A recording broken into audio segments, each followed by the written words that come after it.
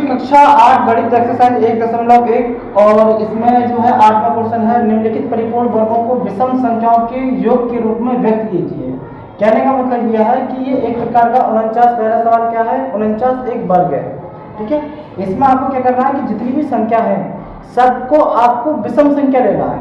जैसे एक हमने सबसे पहले विषम संख्या ली, फिर उसके बाद 3, फिर 5, 7, 9, 11, 13 सभी विषम संख्या है और इन सभी का योग जब तक हमें जो संख्या दी हुई है उस तक उसके बराबर नहीं हो जाए योग, जब तक आपको विषम संख्या जोड़ते रहना है।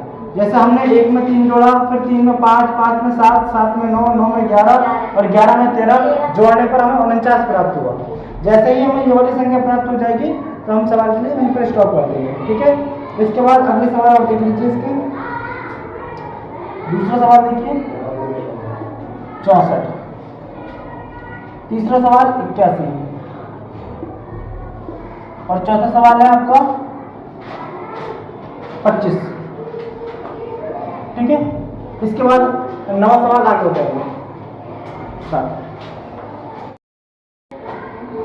देखिए 9वां सवाल कह रहा है बिना जोड़े ही योग ज्ञात कीजिए। आपको पता है कि अगर हम ऐसे ही देखें तो आपको ये पता होगा कि 9 तक हमारा जो योग निकलता है वो कितना निकलता है, विषम संख्याओं का योग कितना रहता है 25।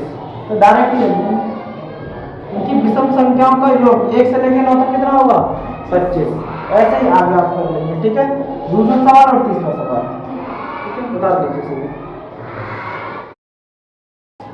देखिए अब 10वां सवाल कह रहा है कि रिक्त स्थान की पूर्ति कीजिए। पहला सवाल है 8 का स्क्वायर माइनस 7 का स्क्वायर। तो 8 का स्क्वायर बेटा कितना होगा 8 × 2 64 और माइनस 7 का वर्ग कितना होगा 7 से 49। अब 64 में से आप 49 को घटा लीजिए, यानी 14 में 9 गए तो कितना बचा, 14 में से 9 गए तो कितना है 5 और यहाँ कितना बचा 5 और 5 में 4 गए तो 1, यानी आंसर हमारा कितना है। ऐसे ही सभी होंगे, ऐसे 19 है, 19 का वर्ग करोगे फिर माइनस कर दोगे 18 का वर्ग, जो निकल के आएगा घटाने के बाद वो यहाँ पर लिख दोगे आप। ऐसे ही 35 का वर्ग करोगे माइनस 34 का वर्ग, घटाने पर जो प्राप्त होगा वो यहाँ पर लिख दोगे। ऐसे 136 का वर्ग करोगे फिर माइनस 135 का वर्ग कर दोगे। ठीक है, हाँ 136 गुणा 136 कर लेना, वर्ग निकल आएगा। ठीक है।